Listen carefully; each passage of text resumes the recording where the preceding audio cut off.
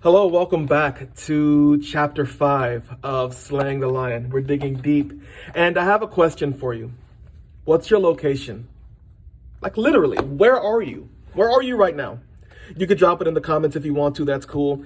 Maybe you're in Maine, Missouri, Michigan, Montana, Texas, like I am, Florida, Ohio, Idaho. I don't know where you are. But that question is not really about your physical location. It's more about where your heart is, where your mind is, where your emotions are. What's the location of your soul? What's the location of your spirit? Like at this very moment. You know, when I think about locations, I think about two instances in the Bible, both from the book of Genesis. The first one is Adam and Eve. After they had eaten from the tree of the knowledge of good and evil, they were naked and ashamed, so they hid themselves. And when God came down looking for them, Adam, where are you? God knew where they were, but God wanted them to know their location as well. And then there's also the testament of Abram. When God comes to Abram and says, Abram, I would like for you to leave the land of your father.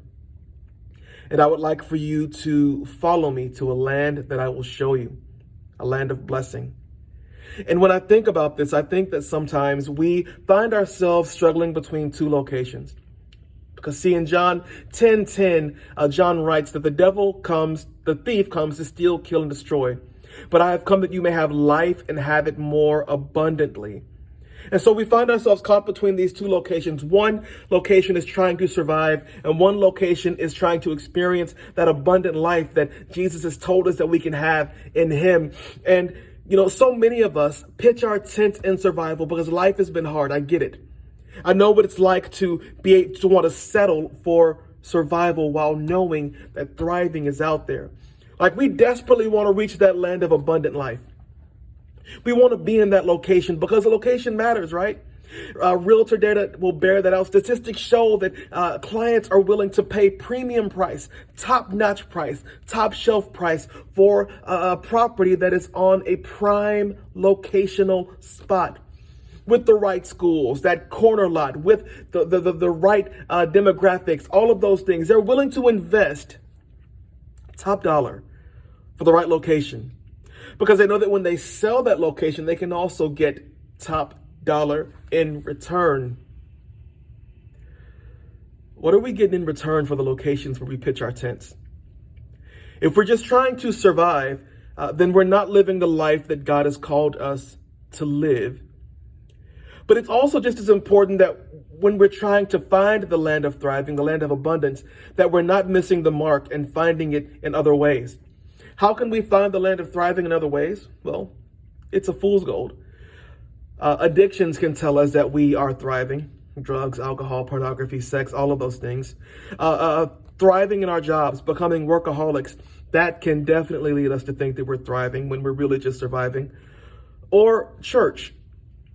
Yeah, church can also be a place of more surviving than thriving because when our focus gets off of the reason, Jesus, that we're there and who we're serving for, we begin to get disillusioned and we serve until we burn out and we don't want to do that anymore. I get it. I do get it. But when we're talking about the difference between surviving and thriving, living an ordinary life versus living the life that God has ordained for us to live, there's always a point right here in the middle where when we want to cross over, there is going to be an obstacle. And for the purposes of this book, we're talking about this lion that is standing here in your way. Will you run from it or will you run through it? See, Jesus did not run from the cross. Even though he said, my God, please let this cup pass away from me. But he also said, nevertheless, not my will, but thy will be done. And he bore through the cross. He bore through the grave. And he resurrected and ascended and now sits at the right hand of God the Father Almighty. And if Jesus can go through the cross, we can go through the lions that threaten us, that gnash their teeth and throw their claws at us. We can go through them because Jesus has overcome the world. Therefore, we can overcome. But we have to be willing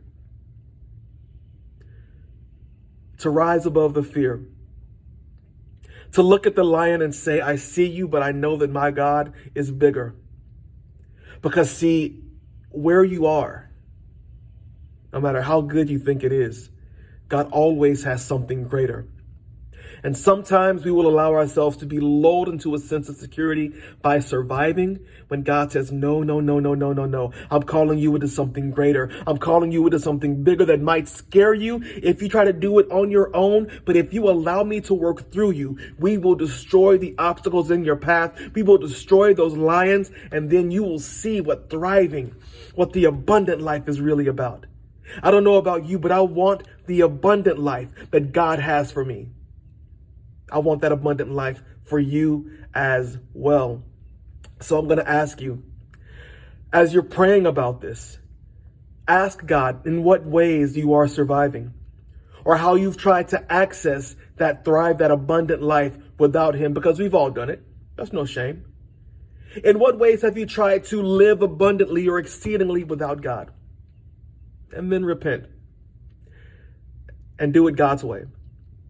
Because I promise you, God will carry you through the lions, from the location of surviving into the blessed location that God has for you. I thank all of you for watching these videos, for your support. I thank all of you who have purchased this book. You can find it on Amazon. I'll post a link in the episode description. I also want to encourage you, subscribe. Don't just watch. Subscribe. I want to create a community here where we're encouraging each other. Share this video with someone that you love who might also be struggling with living a normal life when God has created an exceedingly abundant life for us to live. Love you guys. We'll see you next time. God bless you. God keep you. Later.